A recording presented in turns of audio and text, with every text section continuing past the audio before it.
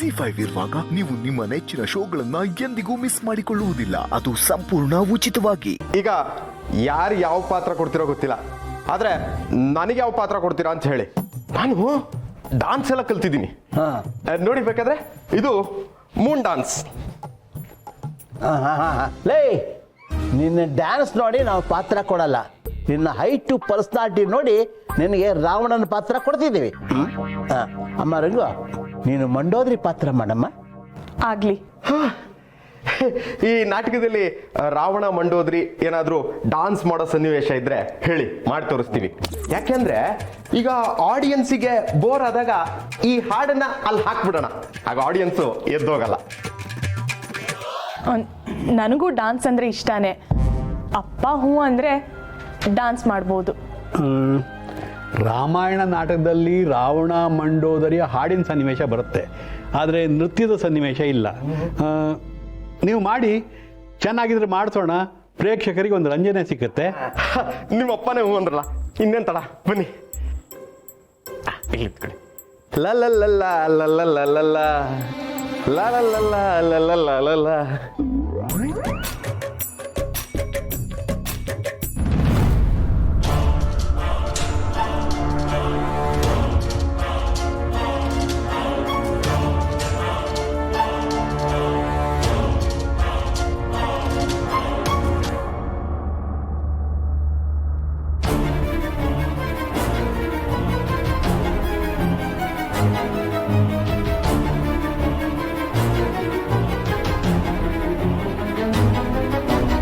ಬಾಸ್ಗೆ ಎದಳ ಮೇಲೆ ಹೋಗ್ ಮನೆಗೆ. ನಿನಗೆ ಹೇಳ್ತಾ ಇರೋದು ಹೊರಡು ಅಂತ. ಯಾಕೆ ಏನಾಯ್ತು? ಅದೆಲ್ಲ ಹೇಳಕ್ಕಾಗಲ್ಲ, ಹೇಳ್ಬೇಕಾದವ್ರೆ ಸುಮ್ಮನೆ ನಿಂತಿದ್ದಾರೆ. ಶಿವು, ನಿನಗೇನಾಯ್ತು? ನಮ್ಮ ಪಾಡಿಗೆ ನಾವು ಡಾನ್ಸ್ ಮಾಡ್ತಾ ಇದ್ದೀವಿ. ಹೇಯ್, ಮೊದಲು ಕೈ ತೆಗಿಯೋ ಕೈನಾ.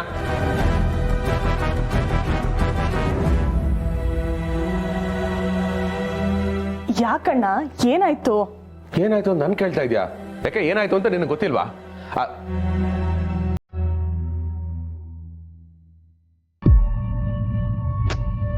ಡ್ಯಾನ್ಸ್ ಮಾಡೋ ನೆಪದಲ್ಲಿ ಅವ್ನು ನಿನ್ ಜೊತೆ ಮಿಸ್ಬಿಹೇವ್ ಮಾಡ್ತಾ ಇದ್ದ, ನಿನಗೆ ಗೊತ್ತಾಗ್ಲಿಲ್ವಾ? ಹೇಳಕ್ಕಾಗಲ್ವಾ? ನಾಚಿಕಾಗಲ್ಲ ನಿನಗೆ?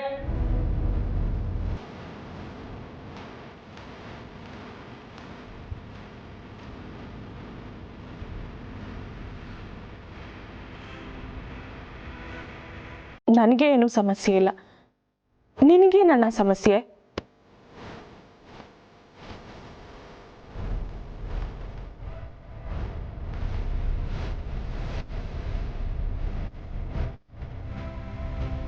ಗೊತ್ತಾಯ್ತೇನಪ್ಪ, ನಿನಗೇನು ಸಮಸ್ಯೆ? ಅಲ್ಲಮ್ಮ ಅಣ್ಣ, ದಯವಿಟ್ಟು ಏನು ಮಾತಾಡಬೇಡಿ. ನಿಮ್ಮ ಕೈಲಾದ್ರೆ ನಾಟಕಕ್ಕೆ ಸಪೋರ್ಟ್ ಮಾಡಿ, ಇಲ್ಲ ಅಂದ್ರೆ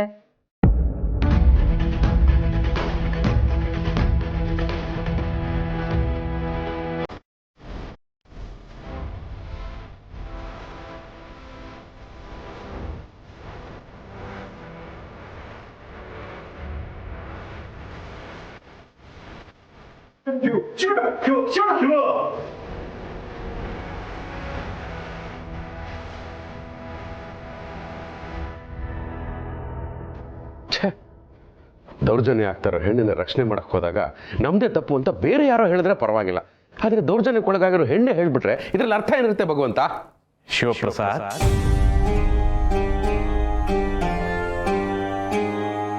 ಅರ್ಥ ಇಲ್ಲದೆ ಇರೋದು ಈ ಜಗತ್ತಲ್ಲಿ ಯಾವುದೂ ಇಲ್ಲ ಶಿವಪ್ರಸಾದ್. ಈಗ ಆಗಿರೋದನ್ನೆಲ್ಲ ನೀನು ಆಲ್ರೆಡಿ ನೋಡಿರ್ತೀಯ, ಇದ್ರಲ್ಲಿ ನನ್ನ ತಪ್ಪಿದ್ಯಾ ಹೇಳೋ? ಇಲ್ಲ. ಹಾಗಾದ್ರೆ ನಾನು ಹೆಲ್ಪ್ಗೆ ಹೋದಾಗ ಅವಳು ನಂದೇ ತಪ್ಪು ಅನ್ನೋ ತರ ಮಾತಾಡದಲ್ಲ, ಆ ರಂಗು ತಾನೇ ತಪ್ಪು? ಖಂಡಿತ ಇಲ್ಲ. ಇಲ್ಲ, ರಂಗುದು ತಪ್ಪಿಲ್ವಾ? ಎಲ್ಲಾನು ನೋಡಿ ಹೀಗೆ ಹೇಳ್ತಿದ್ಯಲ್ಲ ಭಗವಂತ. ಹಾಗಾದ್ರೆ ದೌರ್ಜನ್ಯ ಆಗ್ತಾರ ಹೆಣ್ಣನ್ನ ಕಾಪಾಡೋದು ತಪ್ಪಾ? ಅದು ತಪ್ಪಲ್ಲ. ಅಯ್ಯೋ ಭಗವಂತ, ನಂದು ತಪ್ಪಿಲ್ಲ, ಅವಳದು ತಪ್ಪಿಲ್ಲ, ಮತ್ತೆ ಯಾರು ತಪ್ಪು? ದಿಟ್ಟ ನಿರ್ಧಾರದಲ್ಲಿದ್ದಾಗ ಮಾನ, ಗೊಂದಲದಲ್ಲಿದ್ದಾಗ ತೀರ್ಮಾನ. ನೀನೀಗ ಗೊಂದಲದಲ್ಲಿದೆಯಾ ಶಿವಪ್ರಸಾದ್, ಹಾಗಾಗಿ ಸರಿಯಾದ ತೀರ್ಮಾನಕ್ಕೆ ಬರಬೇಕು. ಅದೇ ಏನು ಅಂತ ನೀನೇ ಹೇಳಬಾರ್ದಾ? ಶಿವಪ್ರಸಾದ್, ನೀನು ಸಂಖ್ಯೆ ಮತ್ತು ಸಂಖ್ಯಾಶಾಸ್ತ್ರ ಇವೆರಡರಲ್ಲಿ ಯಾವುದನ್ನು ನಂಬ್ತೀಯ? ಸಂಖ್ಯೆ. ಸರಿ ಶಿವಪ್ರಸಾದ್, 3 ಸಂಖ್ಯೆಯಲ್ಲಿ ನಿನಗೆ ಜೀವನದ ಪಾಠವನ್ನು ಹೇಳ್ತೀನಿ, ಕೇಳಿಸ್ಕೋ. ಒಂದು ಕಾಗದದ ಮೇಲೆ ಸಂಖ್ಯೆ 6 ಬರಿ ಶಿವಪ್ರಸಾದ್.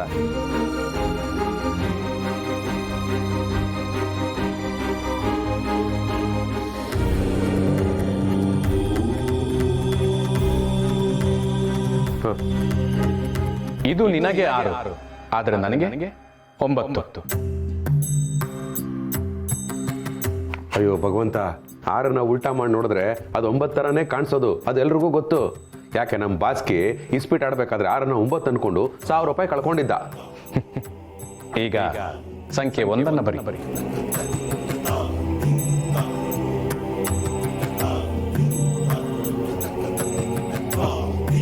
ಇದು ನಿನಗೂ 1, ನನಗೂ 1. ಅಯ್ಯೋ ಭಗವಂತ, ಇದ್ರಲ್ಲಿ ಸ್ಪೆಷಲ್ ಏನಿದೆ? 1 ಅಂದ್ರೆ ಸಿಂಗಲ್ ಲೈನು, ಯಾವ ಕಡೆಯಿಂದ ನೋಡಿದ್ರು ಒಂದೇ. ಈಗ ಶೂನ್ಯ ಬರಿ ಶಿವಪ್ರಸಾದ್. ಭಗವಂತ, ನಾನು ಸ್ಕೂಲಲ್ಲಿದ್ದಾಗಲೂ ಇಷ್ಟೆಲ್ಲ ಬರ್ದಿರ್ಲಿಲ್ಲ. ಕೆಲವೊಂದ್ಸಲ ಶಾಲೆಯಲ್ಲಿ ಕಲಿಯಲಾಗದ್ದು ಜೀವನ ಕಲಿಸುತ್ತೆ.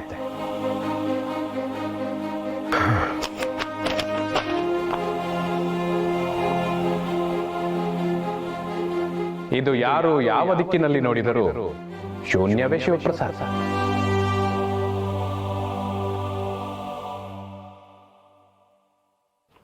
ಅರ್ಥ ಆಗ್ಲಿಲ್ಲ ಭಗವಂತ.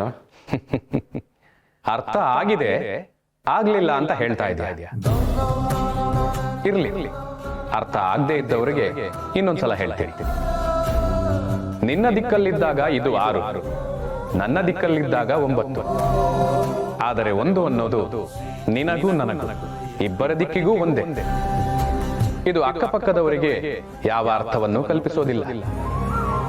ಆದರೆ ಶೂನ್ಯ ಅನ್ನೋದು 0, ಎಲ್ಲರ ದಿಕ್ಕಿನಲ್ಲೂ ಎಲ್ಲರ ದೃಷ್ಟಿಕೋನದಲ್ಲೂ ಒಂದೇ ಅರ್ಥ. ಹಾಗಾಗಿ ಸತ್ಯ ಅನ್ನೋದು ಶೂನ್ಯ. ಯಾರು ಯಾವ ದಿಕ್ಕಿನಲ್ಲಿ ಹೇಗೆ ನೋಡಿದರೂ ಅದು ಬದಲಾಗೋದಿಲ್ಲ. ಕೆಲವೊಂದು ವಿಚಾರಗಳು ಸಂಖ್ಯೆ 6 ಇದ್ದಂತೆ. ಅದು ನೋಡುವ ಕಣ್ಣಿಗೆ, ಅರ್ಥ ಮಾಡಿಕೊಳ್ಳುವ ರೀತಿಗೆ ಅನುಗುಣವಾಗಿ ಸಂಖ್ಯೆ 6ರಂತೆಯೂ ಕಾಣಬಹುದು, 9ರಂತೆಯೂ ಕಾಣಬಹುದು. ಆದರೆ ಸಂಖ್ಯೆ 1 ಅನ್ನೋದು ಎದುರು ಬದುರು ಇದ್ದವರಿಗೆ ಮಾತ್ರ ಅರ್ಥವಾಗಬಲ್ಲದು. ಈಗ ಅರ್ಥ ಆಯ್ತು ಭಗವಂತ. ಒಬ್ಬರ ಅಭಿಪ್ರಾಯ, ನಿರ್ಧಾರ, ಮಾತು ನಮಗ್ ತಪ್ಪಾಗಿ ಕಾಣಿಸ್ಬೋದು, ಆದರೆ ಅವ್ರಿಗೆ ಅದು ಸರಿಯಾಗೇ ಇರುತ್ತೆ. ಬಟ್ ಸತ್ಯ ಅನ್ನೋದಿದ್ರೆ ಎಲ್ಲರಿಗೂ ಒಂದೇ ಥರ ಕಾಣಿಸುತ್ತೆ ಅಲ್ವಾ ಭಗವಂತ? ಇದೇ ದೃಷ್ಟಿಕೋನದ ಸೂತ್ರ. ಮನುಷ್ಯ ಕೆಲವೊಂದು ಬಾರಿ ಇನ್ನೊಬ್ಬರ ದೃಷ್ಟಿಕೋನದಲ್ಲಿ ನೋಡಲು ಕಲಿಯಬೇಕು. ಆಗ ಜೀವನ ಸರಳ, ಸುಂದರ. ನಾನು ಅದನ್ನು ಅರ್ಥ ಮಾಡ್ಕೊಳ್ಳೋದಕ್ಕೆ ಪ್ರಯತ್ನ ಪಡ್ತೀನಿ ಭಗವಂತ. ಥ್ಯಾಂಕ್ಸ್. ನಾನು ಈಗಲೇ ರಂಗು ಹತ್ರ ಹೋಗಿ ಮಾತಾಡ್ತೀನಿ.